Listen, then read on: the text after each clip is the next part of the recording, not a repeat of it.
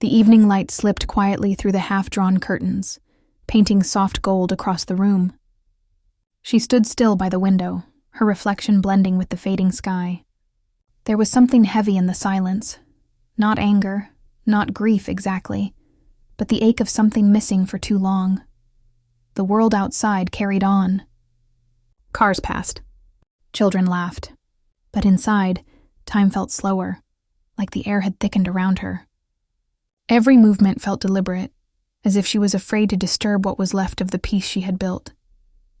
There had been a time when laughter filled these walls, when late-night talks meant something, but somewhere along the way, words turned into whispers, and whispers turned into distance. She had stopped asking questions because answers began to hurt more than silence. That night, as she cleaned the table, she noticed the empty chair across from her. The same chair that once held the weight of shared stories and secret smiles. Now, it was just wood and shadow, a reminder of what used to be alive here. The phone buzzed once. A name she didn't want to see appeared on the screen. Her heart skipped, not out of love, but out of habit. She stared at it for a long time before turning the screen face down. Some memories were too heavy to carry forward. She walked toward the living room, her steps soft against the old floor. A photo frame sat tilted on the shelf, two people frozen in a happier time. Her fingers brushed the glass, tracing the outline of faces that once believed forever meant something simple. A quiet breath escaped her. Sometimes the hardest part isn't the ending, it's realizing it's already over, long before anyone says goodbye. Outside, the wind picked up. A faint storm gathered in the distance, its whisper echoing through the night. She felt it, that same storm inside her, the one she had ignored for months.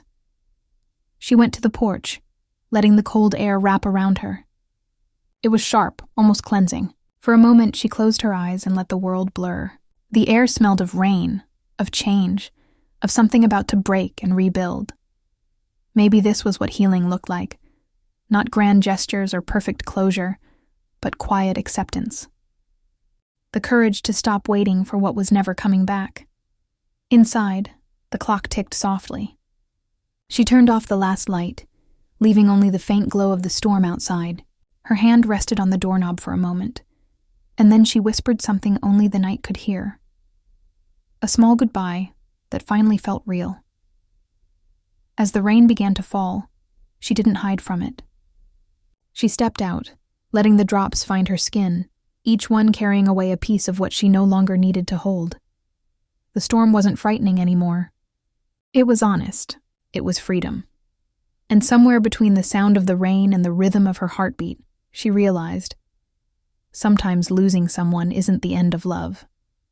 It's the beginning of remembering yourself,